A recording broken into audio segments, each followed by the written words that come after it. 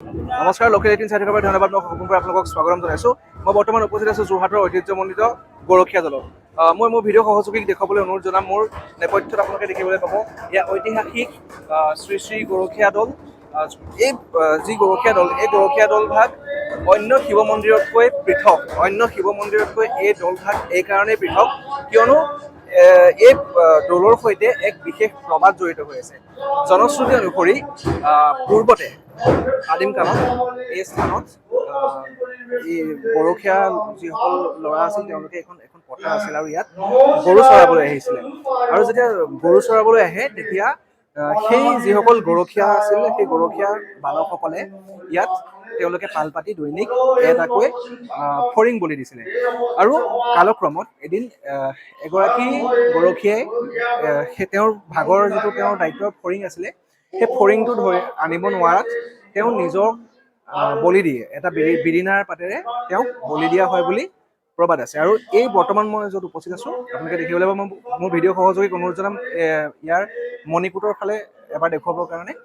য'ত এই মণিকূট ভাগ অৱস্থিত এই স্থানতেই সেইগৰাকী গৰখীয়া বালকে তেওঁৰ বলিদান কৰিছিলে, য'ত এটি উই সাফলো হ'ল। গতিকে এই ভাগ যি শিৱদৌল, এই শিৱদৌল ভাগ এইকাৰণে আচলতে ব্যতিক্ৰম, এইকাৰণে পৃথক কাৰণ অন্য সকলো শিৱ মন্দিৰত আপোনালোকে দেখিবলৈ পাব যি শিৱলিংগ, পবিত্ৰ শিৱলিংগ থাকে, শিৱলিংগৰ পূজন কৰা হয়। কিন্তু এই যোৰহাটৰ গৰখীয়া দলৰ এই ভাগ শিৱদৌলত শিৱলিংগৰ নহয় বৰঞ্চ সেই উই সাফলো পূজা কৰা হয়। মই পোনপ্ৰথমে এবাৰ ইয়াৰ সামগ্ৰিক দৃশ্য দেখাই ল'ব বিচাৰিছোঁ আৰু তাৰপিছত আমি ইয়াৰ যিসকল স্থানীয় লোক বিষয়ববীয়া আমি তেওঁলোকৰ সৈতে কথা পাতিবলৈ চেষ্টা কৰিম।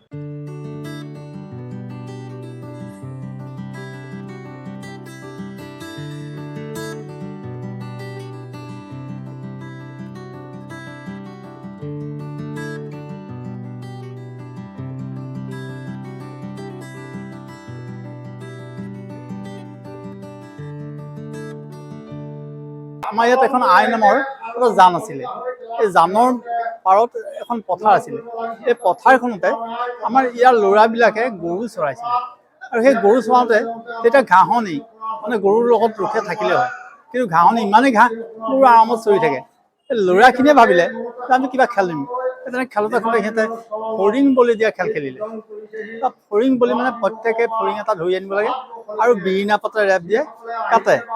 এইটো মানে ধেমালি। কিন্তু এদিন এজন ল'ৰাই ফৰিং বিচাৰি নাপালে। সি আকৌ ধেমালিতে ক'লে যে ফৰিঙৰ বদলি মোকে শিৰচ্ছেদ কৰা। আৰু লগৰজনে বিৰিণা পাত্ৰ কোব মাৰি দিলত শিৰচ্ছেদ হৈ গ'ল। এই শিৰচ্ছেদৰ জেগাতে চব ভৰাটোৰ হৈ আঁতৰি গ'ল। কিন্তু গধূলি লৈ এইখিনি আমাৰ খাওঁদৰ ঘৰৰ এটা পৰিয়াল আছিলে, তেওঁলোকক সপোন দেখুৱালে আমাৰ দৌলৰ সন্মুখত, যি প্ৰথম গৰখীয়া শিৱ মন্দিৰৰ পূজাৰী হৈছিলে সেইটো পৰিয়ালৰ পৰা। তেওঁলোকক সপোন দেখুৱালে যে ইয়াত এবাৰ শিৱ মন্দিৰ হৈ আছে। পিছদিনা দেখিলে এটা উই সাফলো অৰ্থাৎ মাটিৰ স্তূপৰ সৈতে এক শিৱ মন্দিৰ গঢ় লৈ আছে। আৰু সেই শিৱ মন্দিৰতে তেতিয়া আমাৰ সেই খান্দৰ ঘৰৰ পৰিয়ালটোৱে ওচৰৰ ৰাইজে শিৱ পূজা কৰিবলৈ ল'লে।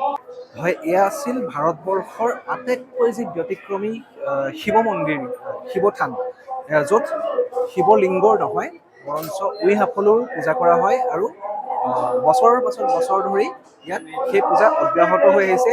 স্বৰ্গদেউ শিৱসিংহৰ দিনৰ পৰাই বৰ্তমান সময় পৰ্যন্ত নিৰবিচ্ছিন্নভাৱে প্ৰত্যেক বছৰেই শিৱৰাত্ৰিৰ আয়োজন হৈ আহিছে। বোলো এই ভাগ শিৱ মন্দিৰ ভাৰতবৰ্ষৰ ভিতৰতে ব্যতিক্ৰম এইকাৰণেই কিয়নো এই মন্দিৰ ভাগত শিৱলিংগৰ নহয় বৰঞ্চ উই সাফলোৰ পূজা কৰা হয়। আজি শিৱৰাত্ৰিৰ এই পবিত্ৰ দিনটোত আপোনালোকৰ বাবে এই যি ব্যতিক্ৰম শিৱ মন্দিৰ, যি ব্যতিক্ৰমী শিৱদৌল, এই শিৱদৌলৰ এই বিশেষ প্ৰতিবেদন আপোনালোকৰ মাজলৈ লৈ আহিলোঁ। যোৰহাটৰ পৰা সপোন বৰাৰ ৰিপৰ্ট, লোকেল 18।